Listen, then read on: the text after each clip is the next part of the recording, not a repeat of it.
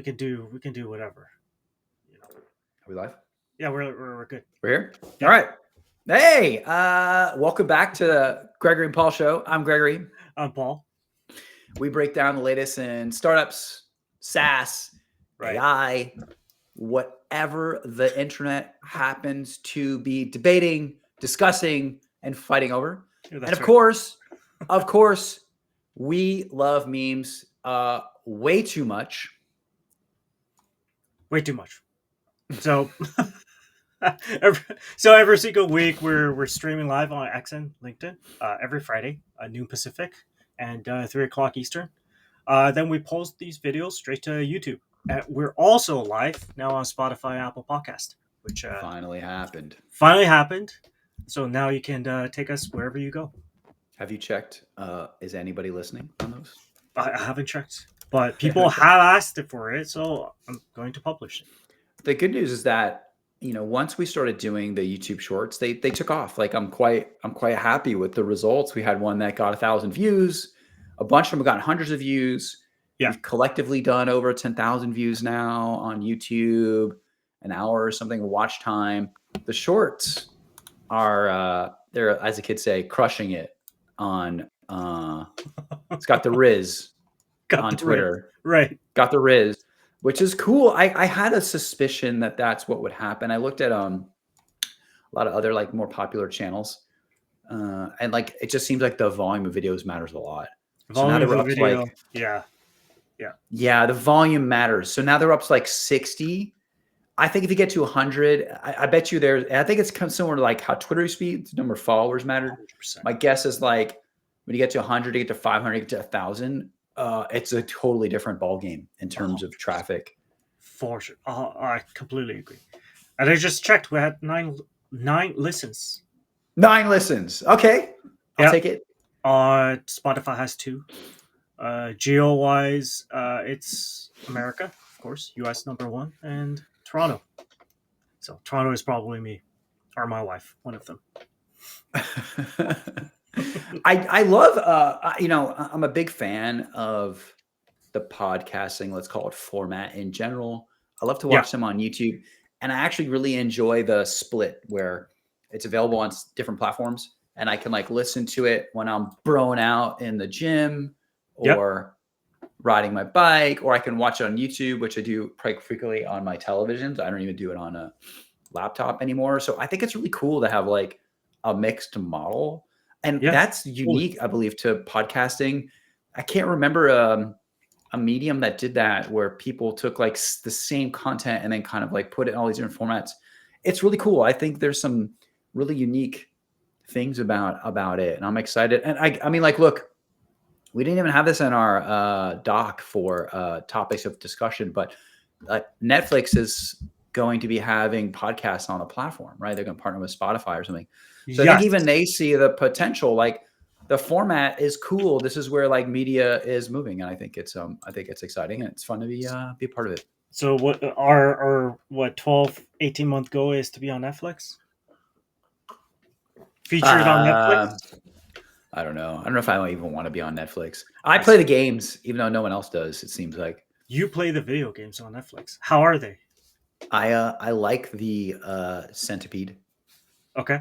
I like the classic. You know, I'm dude at this point, man. I got done with like I got to like Miss Pac-Man and I stopped playing. That's not true. I had an N64 and then I can't remember. I had his Xbox One, but that's when I like joked that I retired from video games. Retired from video game career. Yeah, dude. Like if I can't be like best on the block, like I don't want to do anything. Oh, you're okay. Gotcha. Yeah, I'm very competitive. So I had to beat every. So actually, oh my God.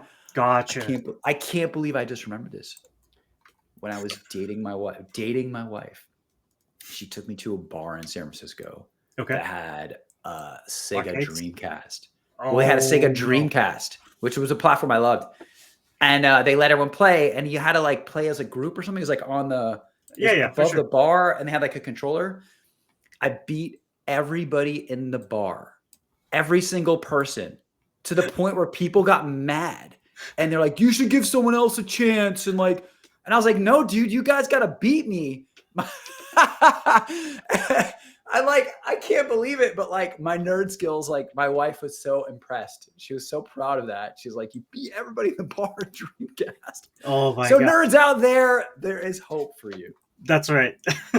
Oh my god. Oh my god. That's a good I story. can't believe it. It is a good story. It's a good story. And I love that they got to the point they're all upset. I was like, dude, I think I finally like I wanted to leave or whatever. I was like, I've had enough anyway of beating all you. Like, obviously, you guys aren't very good at this. So yeah, I'm competitive. I have to be good at things. Or if I'm not good at it, I don't want to do it. Oh my god, that's amazing. Good story. All right. Should we get started with US-East-1 online? Yeah, that's right. We're finally, I think, back online after the massive outage earlier this week. So I don't know if you haven't been paying attention. Massive outage, AWS outage on Monday. First thing that people woke up to was everything was offline. So what stemmed out of this is a lot of memes. Elon took his chance to take shots at AWS. One of the funniest ones out of this week is him reposting this CNBC article saying that, of course, what did you expect? That meme is good. That meme is good. So Jassy saying Amazon's AWS CEO, Jassy, AI is now pushing 70% of our production code. And now the whole thing's down and Elon's going, oh, yeah. You don't say. You don't say. Oh, that's great. I guess they're not vibe coding the X platform anymore, huh? Who knows? Who knows? When X has a massive outage like this, we'll have to last. I don't see. Do you think this is such an interesting question? Do you think Elon is a big fan of like vibe coding? I think so. He pushed Grok vibe coding a lot. Do you think he lets his team do it?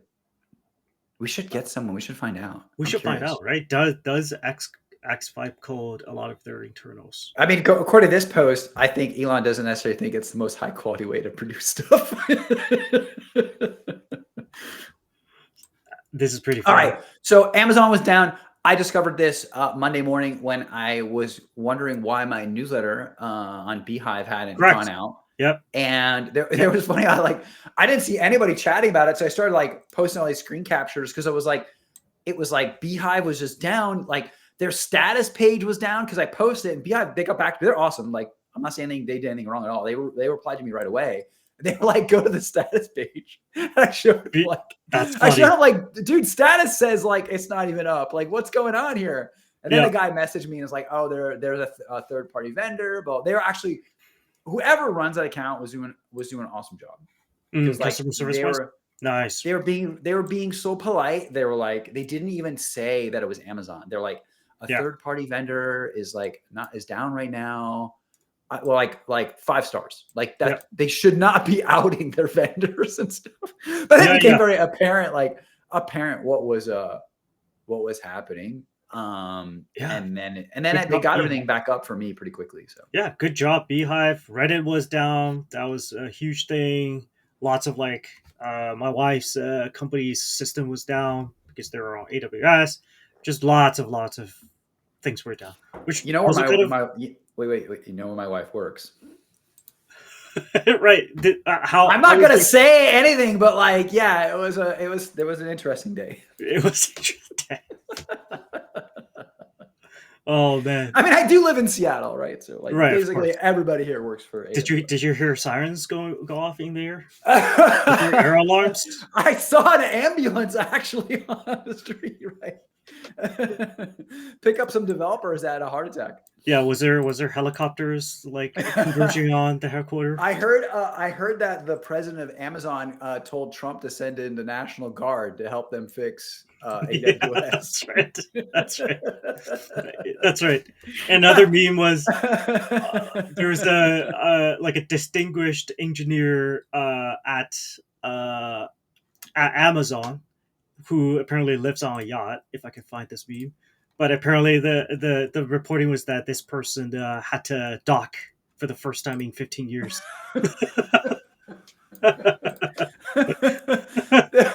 That's one where it's like, it might be true. Yeah, right? It's like this guy distinguished engineer at Amazon. He's the only guy that knows how to fix the Yeah, that's open. right. Oh, Lifting yeah. a custom yacht, and he had to dock for the first time in 15 years. Oh my Fix God, this this problem. is funny. Memes. I love Okay, memes. is any other updates we need to provide people or context on the AWS outage, or are we good there? Let's move on. Okay. Let's move on to Chamath's post on Yeah. AI in the age of what did he say? Distribution in the age of AI. So this post was excellent, and he shared some really interesting data about market share. And so you and I are both huge fans of Ross Simmons. So of course we agree distribution matters. Distribution matters, Right. maybe the most. In fact, like, I don't know if you didn't go to like business school, but they talk about like marketing. They call it like the 4 Ps: product, place, price, promotion. And in the 4 Ps, which is like the basis of most marketing education, place means distribution. And so distribution is always known to be like critical in marketing. And I remember like when the class I was in, I remember bringing it up, saying that like, I was like, I think P is actually number 1. Like distribution is the most important aspect. My example was Walmart, that like they kind of won on retail distribution and beat everybody. And it proved that like they weren't the best. They didn't have the most clever marketing. They didn't have the best, like, I don't know, event strategy or advertising strategy, but they had the retail strategy and they had the distribution. And that's why they like really crushed stores. But let's pop up the first graphic, because that chart. So this shows, so it's interesting the way he positioned it, because what I think this chart shows is that, OpenAI still has the vast majority, but their share appears to have actually gone down. And I think this chart shows that it's due to Google and Gemini. What do you think? Am I right? Okay. So basically this chart is saying or showing that OpenAI launched 12 months ago and captured 80%, 90% of the market. But over the previous 12 months, other models like DeepSeek, Gemini are eating into their market share.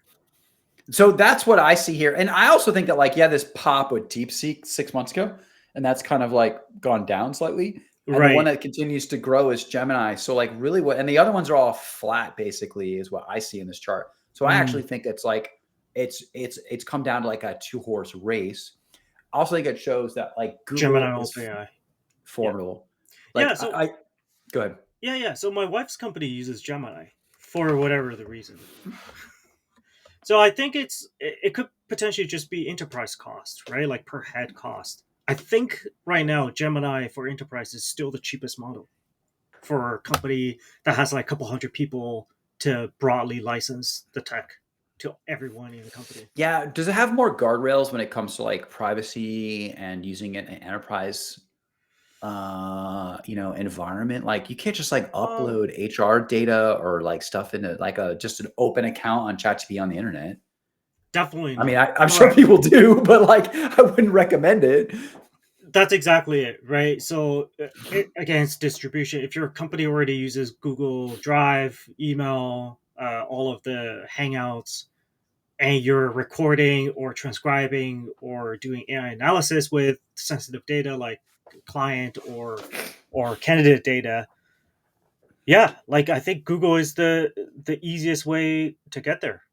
Yeah, well, in theory, I don't know exactly what the agreements are. I'm not a lawyer, but my guess would be if you're already a workspace enterprise like subscriber to Google, the protections and policies would extend to whatever. Yeah, this is my assumption. If I was negotiating this contract, this is what I would ask for. Yeah, is I had to extend to that where like ChatGPT, it'd be new and it's not clear, it's untested. It's not clear that if you got the privacy and like types of guardrails you wanted with ChatGPT, that it would be adhered to. With Google, it's a known entity, right? You've been using Workspace, you've been sending emails through there, you've been like recording your sales calls like all through the cloud with Google tools. So like for better or for worse, you're already trusting them with a bunch of data. Exactly. So to just start using Gemini and putting like resumes and stuff in there makes sense. Exactly. Yeah, it's like they already have your data. Might as well just let them do something with it to make your life. Yeah, well, so it would already be covered by an existing agreement, right? Like yeah, you would have like terms already in place. So it's very easy for I could see a company, like a large company, say like we have So this thing carved out with Google. We extend it from like a privacy and legal perspective. It had nothing to do with like cost, right? so question here, right? So OpenAI, I think OpenAI predominantly is B2C. Is that correct? It's not clear. It depends how you define it. They have a bunch of like, so the number came out, right? It's 40 million accounts. So like the one that I pay for Right. to like create crappy memes with or whatever, like that's a consumer account. Right. But I know my memes are good. I thank you for defending me. They're not crappy. But there was numbers, and like I did some research recently about the enterprise business, but I believe the enterprise business is totally different. The enterprise business is big. Okay. Trillion tokens, right? Utilized by like big corporations and stuff. This whole thing was like leaked by Sam, Duolingo, and was like the largest customer, I believe. But I think that's through an API with like enterprise access. I don't know what the terms are. I don't know exactly. So it's a different product. So they have an enterprise product that enterprises are using. And I'm like, I was curious too, like what the privacy and security I see. things are. But it's a big business. So OpenAI clearly has hundreds, maybe thousands of customers like using the API to like integrate enterprise level services. Okay. So yeah, it's interesting. So this chart is telling us that Gemini is eating into their market share. This must be consumer for sure. I will look This is the way to see a third competitor. A third competitor? Yeah. I mean, Perplexity's on there, right? They're the green. Yeah, Perplexity. Claude is on there. Grok's on there. Grok is on there, right? From X. Yeah. Meta, maybe. The problem is Meta even on the Meta is on the list? Yeah. They have massive distribution, but nobody, I suppose, is using their AI product, or it's not very apparently what you can do with it. It's just not the typical use case of how you use Instagram and Facebook. Let's look at this other chart that he posted. This was really good. So this is like the vibe tool. Let's say explosion and now decline to some degree, right? You can see that on the chart at the very bottom. All these vibe tools like Cursor, Replit, Bolt, Lovable, right? There's a bunch of people out there with these types of tools. They all are high churn, as a lot of people predicted. And it looks according to this chart, at least the first wave, they even kind of peaked about 4 or 5 months ago. And in aggregate, they're in decline. Some of them are seeing some really large churn numbers. Massive. I know you had a perspective on this. So what do you think's going on here?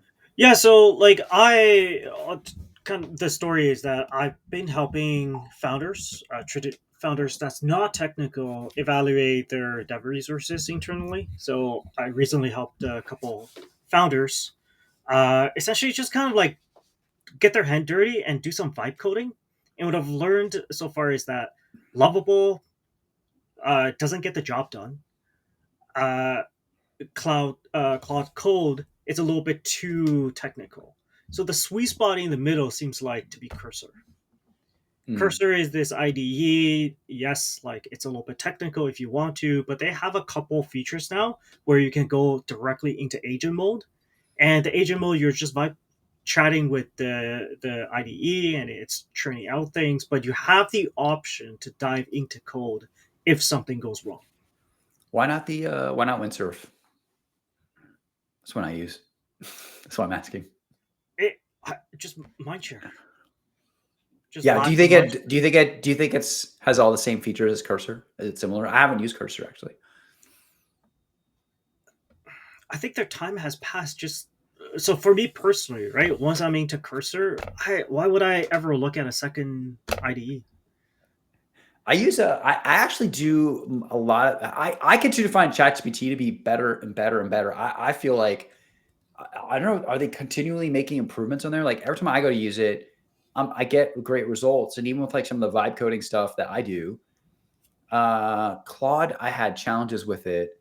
and I switched ChatGPT and it worked great. Mm, I started doing some stuff with Windsurf, and then I just didn't really need it. Like I'm not doing anything that complicated. right. So the stuff that I want to do, I'm able to do it Chat GPT, and it worked really well. Like I feel like it keeps getting even better. It could just do more. There are Yeah. things I had to like leave ChatGPT to do, and like it keeps it like it seems to have the best access like outside of it. So like Right. Claude seems very containerized. It struggles to like whether it work with URL or do anything outside of its own environment. Yeah. I feel like Yeah. ChatGPT, I can give it a URL and it could start to do like a lot. Yeah. So ChatGPT is definitely like the most all encompassing platform. So you can just jump into ChatGPT and start doing things. So Cursor is like one. It's a wrapper of all of these things, right? So they have their proprietary interface, and like you can switch between models. They have a master system prompt as well to like do different things like planning mode. So like Cursor is a little bit more complex. It just extends Claude. And then like I know that they're doing Claude Code as well, but I haven't personally used a ton of it because Cursor does the job. So I'm a Yeah. big fan of Cursor. All right. This is a great segue into OpenAI's new browser, Right. Atlas. So they've launched this. Who's using them, or why would anyone use this? It's great. It's great. Like I'm gonna see like a tale of two cities. Like I've been reading on Twitter, it's terrible and Right. it doesn't work very well. And then I read on LinkedIn, like LinkedIn? it's amazing, and it does all this great stuff. And so, which I guess like I don't believe. So I didn't even download it because I uncovered a thread that claims, I haven't validated myself, Okay.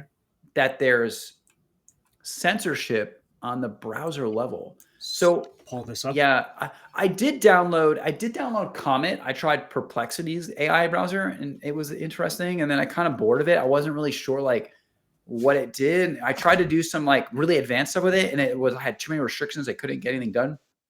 But I saw this and I was like, what? There's censorship like at the browser? Like I was so like kind of offended as an American that this tool would exist. So if you read this thread, like I said, I haven't downloaded it myself, so I don't know what's going on here. There's some people claiming that like maybe he's running it as under 18 user, which would totally make sense. Right. But there's other people validating it, saying like no, that they're able to find places too. And so the restrictions are quite obvious. Like it won't let him search videos of Hitler. It won't let you search photos of Hitler. It won't translate any fun things Hitler related, which is a problem for me. Like I think having like even that, like having like at the browser level that you can't access it, I think is very concerning. Yeah, this does raise a question, right? Like how much control should you give these AI companies to dictate what you can see and what you can't see? I don't know how I feel about this. So if it comes out that it's an age restriction issue and we're just overblowing this, fine. But it does. There must be a setting. So this is okay. This is where it gets complicated, right? Okay, do you have a parental toggle that turns things back on and off? But because this is all baked into the model, it might not be as straightforward. You can't just apply a censorship over a model as a setting. Yeah. I mean, my position is really clear on this. Like, I think I'm 100% for parental controls. Right. My brother's kids like aren't allowed on social media and stuff. It's my brother blocks it at the like network level in his house. Yeah. Yeah. So I think that's 100% appropriate. Yep. But adults of legal age, I don't think it's appropriate at all. Right. I don't think the default even should be to censor anything for an adult. I think adults should make their own decisions. But then shouldn't this get? Where's the line? Right, like okay, is it political content? Is it should you be able to look up how to make a weapon? Last time I checked, America had a Bill of Rights that they do not have in England, which is a big distinction between the two countries. Correct. And the Bill of Rights has a statute for free speech. Like, it is really clear that in the United States, like, that is a tenet of the foundation of the country. It's very that they don't have in most places in Europe. That's so true. that's my position on this. Like, better for worse, like it or not, that's what we have. And I think there's benefits to it, and I think there are challenges with it. But it is like I have pride in it as an American, and I think it's really important to remember that that's like part of it. And it's a huge distinction between the founding, like, let's call it Articles of the United States versus the Magna Carta and what they have in England. So are you calling OpenAI anti-American? No, I think they've just gone over. I whatever happened here, they're just being overzealous, and I think it's an obvious like early beta. So Google had all that woke AI stuff, which was preposterous. Like, I remember that when they came out, because I was using that, and I was like, show me what like the Pro Peloton looks like in cycling, and I was like, this is ridiculous. Like, it's just not what a cyclist looks like. And so to like force that on these things is stupid. It's just stupid. Like, I don't have a better, I think that's the best term. Like, it's just not smart, because it's just not what people are looking for. And to force people down a certain path, I think, is ridiculous. I think there's a lot of other ways to manage it. So do better, OpenAI.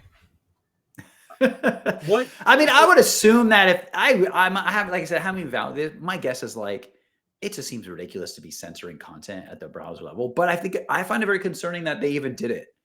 Like, that just seems to go against the way the internet has always worked. The internet was always about being able to provide access to information. It was like a network for scientists. So the idea that we would like restrict that and control that, particularly at like a really core level, I'm surprised. Yeah, I think there's power in censorship, and like these people realize that. Let's look at what Ben Evans said about OpenAI's new browser. You have that? Yeah. So for people who don't know, like, man, I looked this up. I followed him. I have been a subscriber to his newsletter for over 10 years. Oh, interesting. Okay. I wrote him a message one day, like, dude, I've been a subscriber. I have back issues going back from the very beginning. So he was a partner at A16Z. He was venture capitalist in the Bay Area. He's been back in the UK for some time. He had a famous fallout with X. I saw him on X when Elon took over. Now he only posts on LinkedIn, which we've debated. I've asked him to come back. Okay. I asked him to come back to X. He told me like no interest in going back. Okay. Very cool. Very cool. So he had this to say about OpenAI. A lot of OpenAI's marketing material for its browser is groping for use cases. The fact that the browser exists at all is a search for a use case, of course.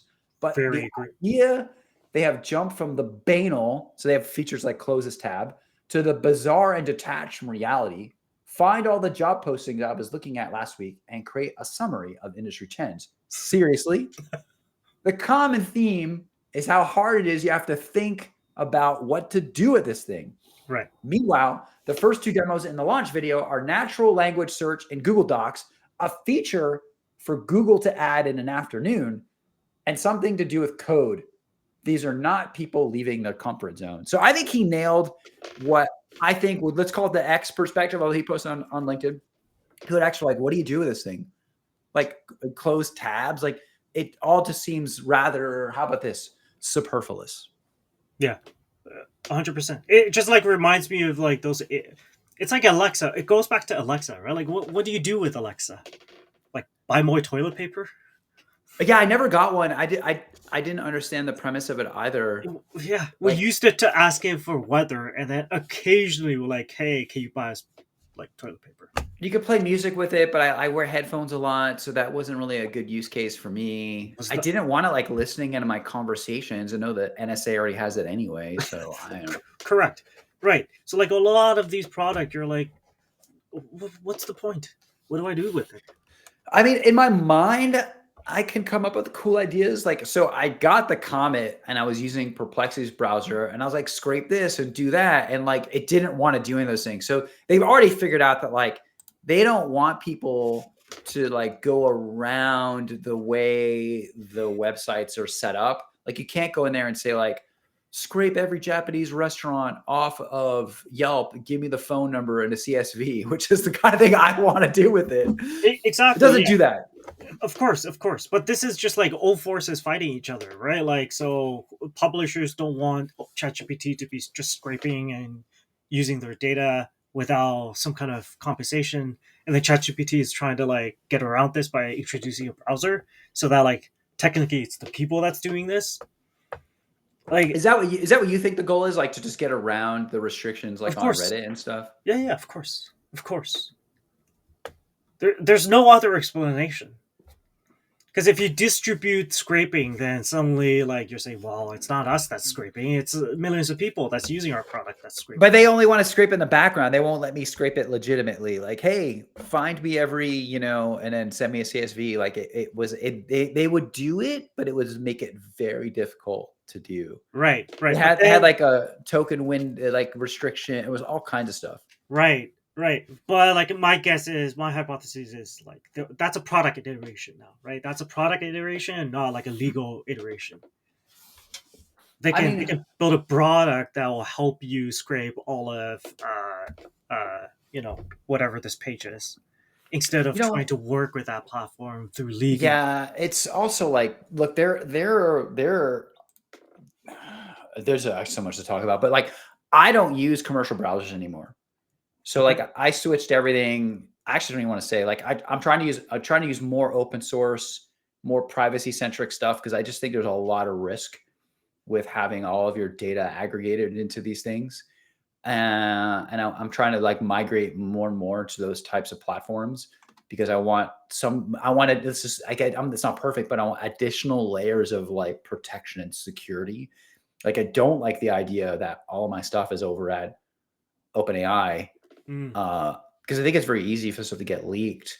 It's happened with Google, right? Or there's court orders have requested it.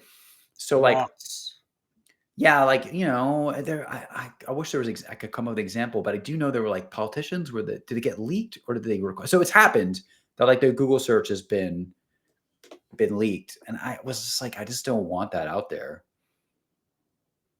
Yeah, it's so tough for me. Yeah, no, I completely agree. Localized, small, personalized models are the future, and browsers should die. Do you use a VPN? I've even thought about doing more VPN stuff too. Like I travel a lot. I feel like this is all like it's all kind of hocus pocus. Like I'm not sure if it works. I'm not sure if these things provide the security they provide. But on the other hand, I like the idea that it just adds another layer of complexity that makes it more difficult for someone to access my data. So like commercial VPNs are fake, as in right. They're basically all owned by like 2 or 3 companies. So there's actually, I know we're getting off topic, but somebody mapped out all of the different VPN companies, and they all just trace back to like 1 or 2. There's like one provider. Yeah. They still work in the sense that I can watch cycling in Belgium that's blocked in the United States. Correct. But they don't necessarily give you any protection. Yeah, they do not give you protection, and they all buy from each other, and they route traffic through each other. So they're literally not. If you think VPN will protect your traffic, they don't. That was always my guess, but I do think that like using let's just call them like non-commercial tools, so open source versions, there's like email tools, there's open source browsers, like switching that kind of stuff just adds a layer of complexity in my opinion. You could still get it, but it's not just all aggregated at Google for them to go like, here you go, here it is, right? They're like, oh, that one's over there, and then that one's over there, and then he's got email on like 3 different accounts over here, like. Right. I actually, dude, long time ago, I remember we used to talk about this actually quite clearly. We called it security through obscurity. That's right. Yeah, that's right. Yeah. And I still believe in that, actually. Sometimes I just try to make things arcane on purpose. That's right. Yeah. That's actually, Oh man, we're getting way off topic, but yeah, but this is cool, right? Like, so eventually, when quantum computing becomes a thing, like nothing ever we design so far in terms of encryption will work anymore. Okay, okay, we're gonna have to stop there. We'll talk about quantum some other time. You're correct. Like if North Korea had a quantum computer, they could be breaking and everything, but I don't think they exist. That's right. Yeah, yeah. So like the only kind of one of the only way to fix that is just by obscuring all of the data. So like hiding data in plain sight. Just have to be hidden. That's right. Yeah, that's right. All right, let's go on. Let's move. So this is a good segue though. Let's move on to the Reddit Perplexity throwdown. That's right. So yeah, very very relevant to what we just said about scraping and everything, right? So Perplexity. Yeah, this was good. So Perplexity is this like weird company who does a lot of like real time web scraping. So they're like a Google competitor, right? So they scrape web pages in terms of like thousands of pages per query. Cloudflare's CEO also talked about this, like the number of page visits by LLM bot per user prompt has like 10x'd over the last 12 to 16 months. Right. So like publishers are getting really annoyed now because let's say like some crazy number 70-80% of all of their web traffic are coming from a few companies, these AI companies, Perplexity being the worst offender out of all of them. So like now companies like Google and Reddit are gaining up on companies like Perplexity to stop them from scraping right now Reddit. And like the whole thing was Reddit is something kind of sneaky and smart is they published a um, inaccessible content on their website that was only accessible through Google's bot. And then they essentially tried to measure if Perplexity picked that piece of content up. And they actually proved that Perplexity did pick that content up. So what they proved is twofold, right? One is Perplexity is crawling Google search result pages to serve back to their own users, and second is that they're also crawling Reddit and stealing the content. So now, like doing this open big lawsuit suing Perplexity for breach of usage rights. I thought it was pretty clever. I think, I mean, for me, the way I read this, it's like an open and shut case. Like they have an agreement with Google to share data. Correct. They're doing things to explicitly block others, not just but others, from scraping. They proved that this is happening. Yeah, and I would call that like this goes back to my speech about, fundamental tenets of America, like property rights. Yeah. That's their property and someone's stealing it. And they've explicitly said like you can't do this. And now people are doing it to them. So like, yeah, there are some other arguments here that there's like the internet works a certain way and I struggle. What do you think is Perplexity's argument for this? I actually struggle with it. Their argument for doing this? Yeah. So I remember when this happened with like, let's say Google search. So Google said links are how the internet works. Right. We just share a link to your content. Right. And like, and then they monetize the link. And so people were really upset about this, particularly like news publications and stuff. And unfortunately, or fortunately, I don't know, I guess I always felt like it was kind of underhanded, but I think they were correct. The internet works that way.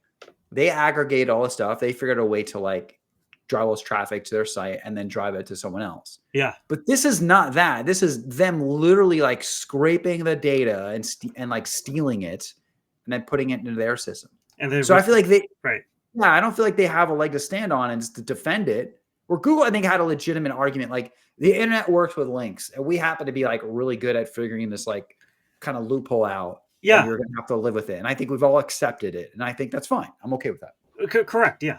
Like I mean, so Google did a lot of things right. They did a really good branding move, which is their motto back then was "Don't be evil," and people believed them. And also, of course, they launched a lot of great products. They launched Gmail and gave people free. which had like a gigabyte of storage data. Back then, it was completely unthinkable. Yeah. Hotmail gave you like what 100 megabytes. Yeah. So I don't see how Perplexity like defends this. I don't They know. don't I have don't know. the they don't have the brand. They don't have the to defend this. Essentially, people are look at this. If it goes to a jury would be like, look at Perplexity. They don't understand what Perplexity is. It's an Yeah. AI Who are company. you? Why Who are are you you? stealing their content? That's kind of what I see too. Exactly. But like if Google back then, let's say what 2007, 2006, going in front of like a jury, people would be like, well, these guys gave us free Google Maps and like free Gmail. Maybe they're not that bad. Yeah. Yeah. And I think the argument like links, that's how the internet works. Like, I think the average is like, So yeah, yeah, and they all links. had. That's how things work. Links. That's how things work. Like, you know, okay. Should we move on? Let's do it. A lot of OpenAI news this cycle. Dude, it's actually, but so it's exciting, right? They keep just launching every product. Oh, this is the wrong one. Where's the other one? We're doing the bankers. Let's see if I can. The story I wanted to share was that OpenAI hired 100 bankers. Okay. And It was like, here's, I'll get you a different link. Let's try this one. sure. Yeah. Okay. This one's good. So this was super interesting. And I heard it on a couple of like finance podcasts. So they've hired 100 ex-bankers and they're training like a new model that my assumption is they're just going to try to sell it to hedge funds and banks and try to automate a lot of what's called knowledge work that's happening in the finance industry. And a lot of people in finance are taking this really seriously. Like, this is a big threat to their jobs. And so I have mixed feelings about this stuff. Like, I feel like right now, or mixed feelings, maybe it's more like I have skepticism about like how successful these types of things are going to be. I think they make really dramatic headlines and people are really afraid, and the media and some of these companies doing a good job at like pushing this narrative that AI is going to take everyone's job. But my lived reality is that these tools don't do anywhere near as good of a job as they need to in order to really replace like a huge portion of white collar workers. There's definitely some things that are getting automated. Absolutely. But is it at the level that you know that the media portrays it to be? And will it be in the future? Like, let's say this thing in 5 years, like, will it be that much better? I don't know. I kind of feel like what do you think? Yeah, I don't know. I don't know at these corporate levels because I haven't seen it. But let's say at the startup level, right? I do think there's a real impact. There's a massive impact at, well, first of all, the youngest generation, Gen Zs, definitely are being replaced by LLMs. So like manual, like copywriting, organization, and analysis jobs, they're definitely being replaced. Yeah, so we have that data too. So there's two stories here, right? So this is the one that shows Chat GPT and then the stock market, and then it shows jobs listings, hiring, not jobs, Right. hiring going way down, right? So there's one narrative out there that this is all from AI. Correct. And I don't know if that's entirely true. So I think there are other forces at work causing this. And I think interest rates are one of them. Right. And that you had, like, this chart goes all the way back to 2016. So it was 0% interest rate environment. It was even prior to that. That went on for like a long time. Right. Ever We've since never lived. Right. Yeah. We've never lived in a zero interest rate environment ever on the planet. It was a wild experiment that I personally think greatly distorted huge aspects of the economy in not very good ways. And that we've gotten rid of that. We're not in a zero interest rate environment. And so a lot of this, not all of it, is the economy adjusting to an environment that no longer has 0% interest rates, which make it cost. There's a cost now associated with borrowing. Right. So it's more sure, right? So there's more. But do you think like the only way out of this mess is by introducing AI so that we can add efficiency into the economy? Because that's what AI company is saying, right? Like we're if we don't win this AI battle, then we lose everything. Yeah, that's a great question. I think over the long term, the AI, let's call it boom, and the AI, whatever phase we're in, I think this technology is required in order to bring more automation to the real world that we need. So I don't think like let's call this phase of it. Let's call it the ChatGPT phase. So it's basically right now confined to like the digital realm, and there are like chatbots and things we can use online that are digitizing and automating and AIifying certain aspects of the digital world, which primarily impacts white collar work.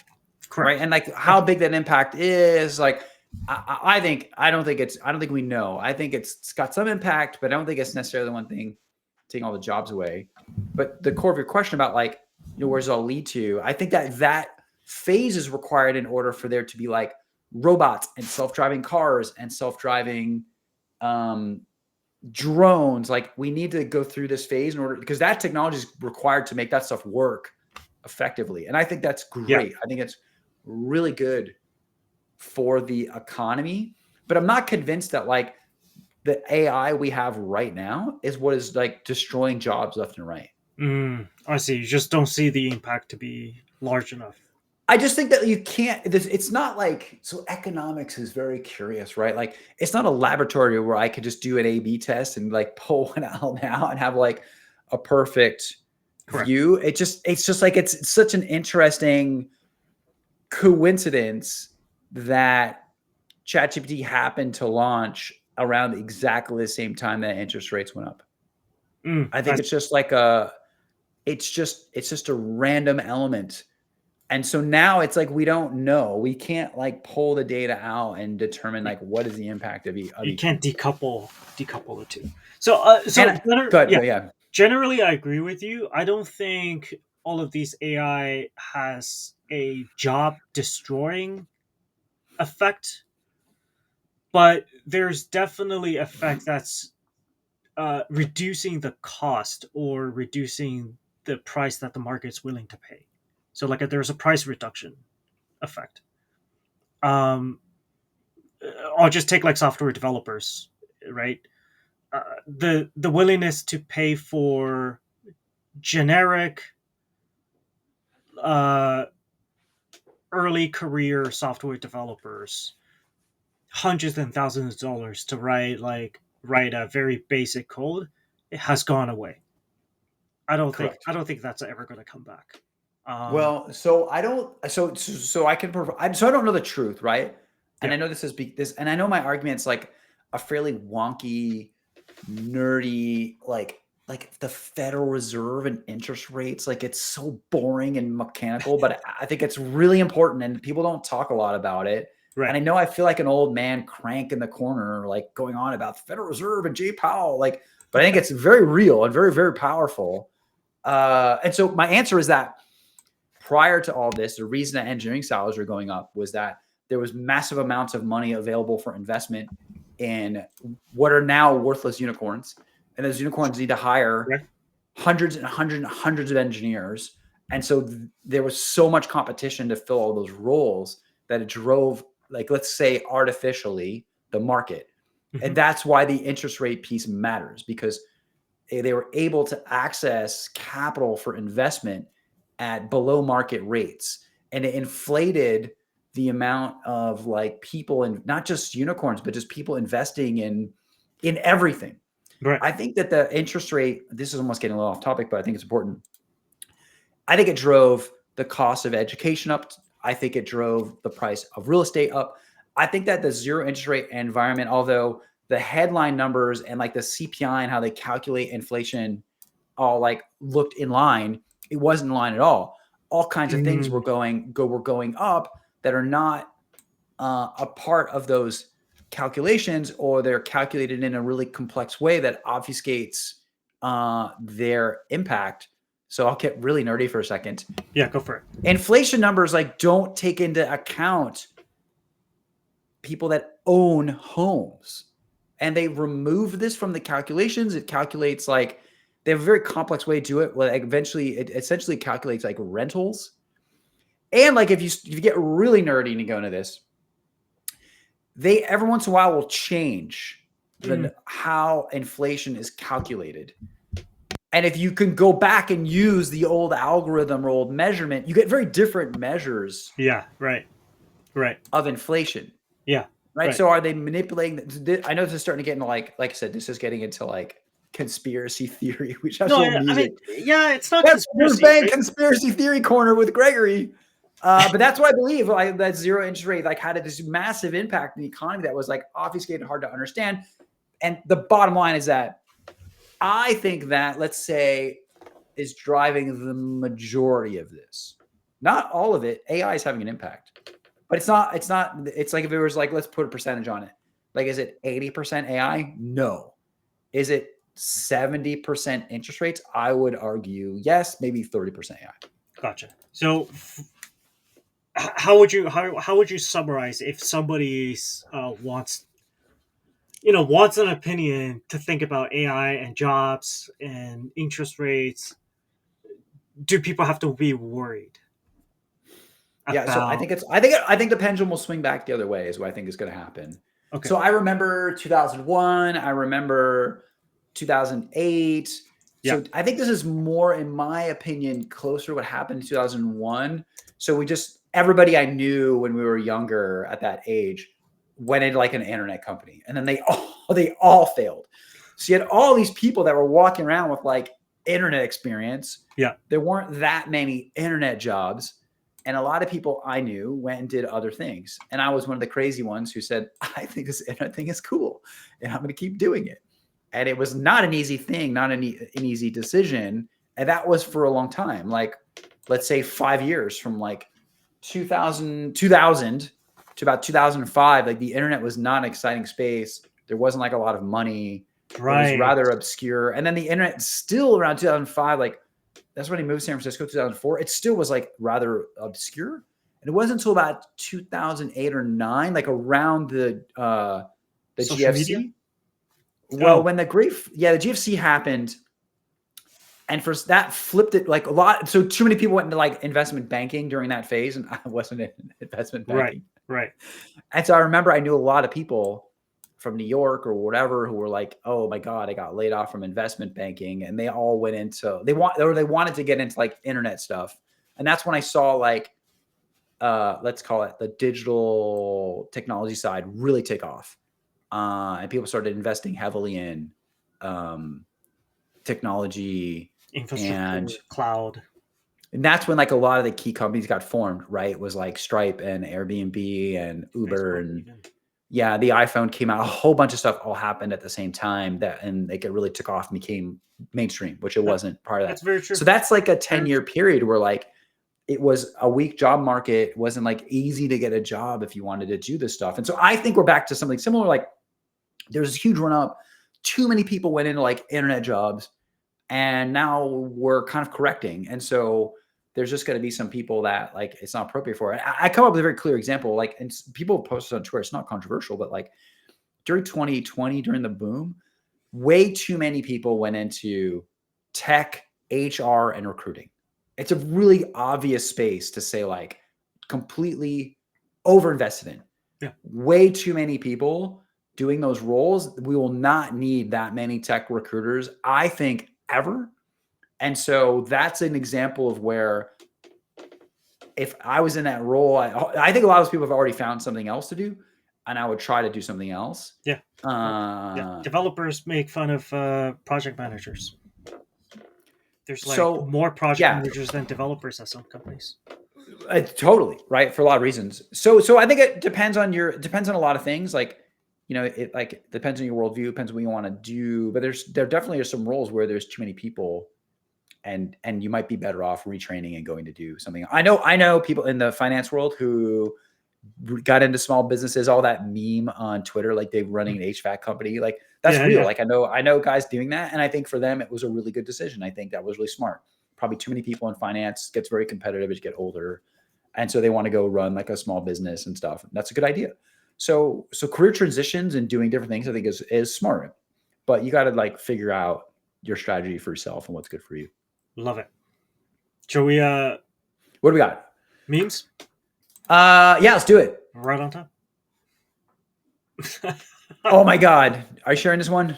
Share this one. It's great. So to sum up AI. Oh my God. So this one is, so for, if you're listening on Spotify now, so the first square in the meme is a guy holding a mushroom and a little character that says AI on his chest.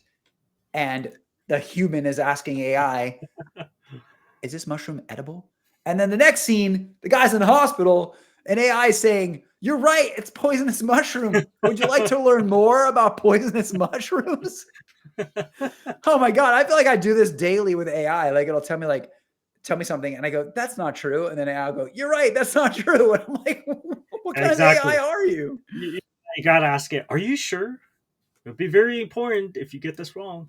Are you sure? Which is why I feel like a lot of the things I see out there are like, you're not using this stuff enough. Like this happens all the time. Actually, my favorite today, I asked ChatGPT, I'm like, how do I have a universal setting so you never ever use an M dash ever again? I don't even want to see them. And then it gives me some answer. With M dash in it? Yes. That's my favorite. I even wrote it back in all caps. There is an M dash here. I'm very upset.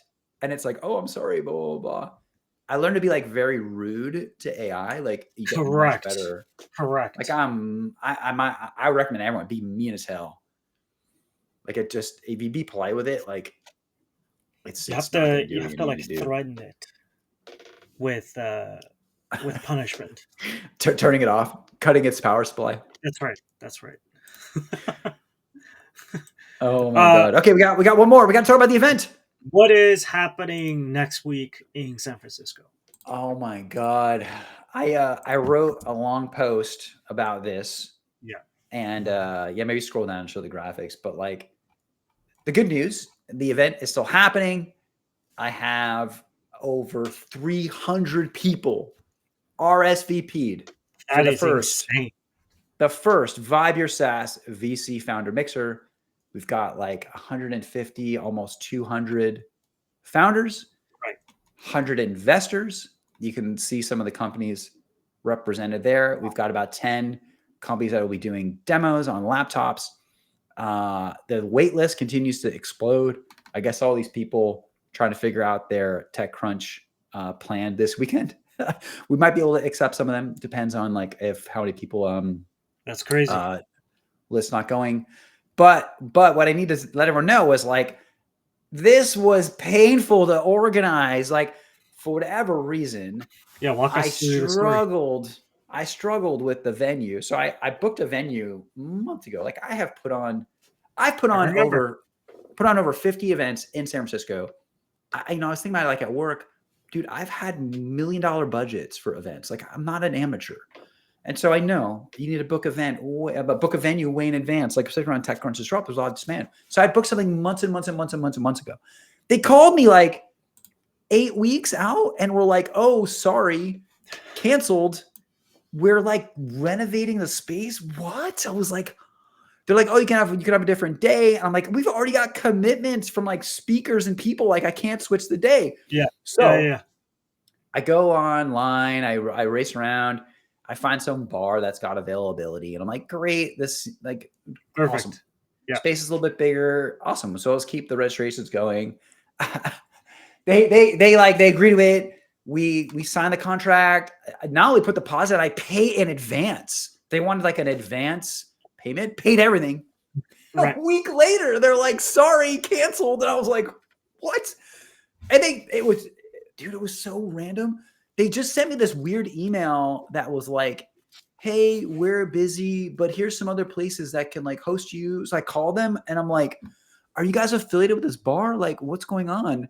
He's like, no, I'm just another random bar this guy knows. I'm like, yeah. I was like, I didn't understand what's going on. So I had to go back to the guy and be like, dude, are you going to refund my money? Like, I don't even understand what's going on. He's like, oh, you're going to refund. So I didn't even, it was interesting the way it all played out. Like, I didn't even understand what's going on. So they canceled me and refunded me and then made a referral, but I wasn't guaranteed a space. So what happened here? Dude, I've never had this happen. So I reached out to my network, talking to like everybody, like, you know, kind of in a panic. I'm moving to a new place here in Seattle, which is beautiful. It's all set up. Yeah. And I found a space, and these people are like, I'm going to out them. It was Entrepreneurs First. There's an incubator in San Francisco because I'm frustrated about what happened. They agreed to it. Great. I filled out forms. I like had calls and emails. We got on the final logistical call a week later after them telling me that they had the space. Got on the final call. Everything's great. Give us credit. We work out the whole agreement. I send them a action item. I send them my plan with action items by person, like super specific. I'm fucking detail oriented, right? They cancel the next day. I couldn't believe it. Like, dude, shame. I'm generally like pretty easygoing. I read that email. I was like, I want to break something. Like, are you kidding me? Like this, we got like a week. I'm like a week and a half out. Like, oh my God.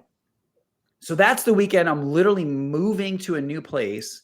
I'm in the middle of moving and I'm literally like emailing and calling people. And I finally found this restaurant. The guy was so nice to me. And so I did secure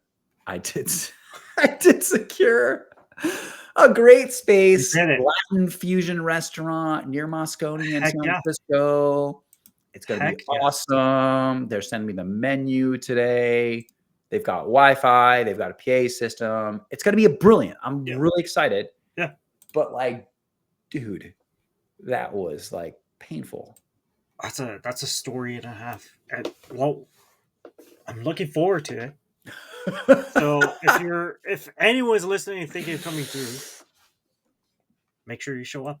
Yeah. So here's the deals. Paul and I will both be there. You get to meet us. You can sign up for the wait list. There's a lot of people on the wait list, but we will go through the wait list probably Sunday night. And I hope to approve a few more people. There will be people who can't make it, so there should be some slots open up. We'll probably also like oversubscribe the event, so don't be surprised if there is a line to get in. These events usually have a big drop off too. It's a free event, so hopefully we'll be able to accommodate everybody who wants to go. And the last thing I'll say is like, based on the success of this, I would like to have an event once a quarter in San Francisco, the global epicenter of high-tech startups. That's right. That's right. I don't even live there anymore. I live in Seattle, but I still believe like that is a place. Neither of us lives in San Francisco. Yeah, we believe in the city. It's okay. You don't have to live there. Like it's not just a place. It's a state of mind. That's right. Yeah, it's you make the trip. You know. Yeah, I mean it's that's why we moved here. It's like easy for me to get down there. Very smart. And my wife, she's like, you just kind of like live in your head in San Francisco. I'm like, basically, we lived there a long time, right? So at this stage, like, it's still all up here. Oh, and Paul, I will introduce you to Blue Bottle, my favorite coffee shop. Yes, I've heard so much good things. We don't have Blue Bottle here in Canada. Not a thing. You're gonna experience that. All right. We're a little over today. We're done. Yep. Wrapping it up.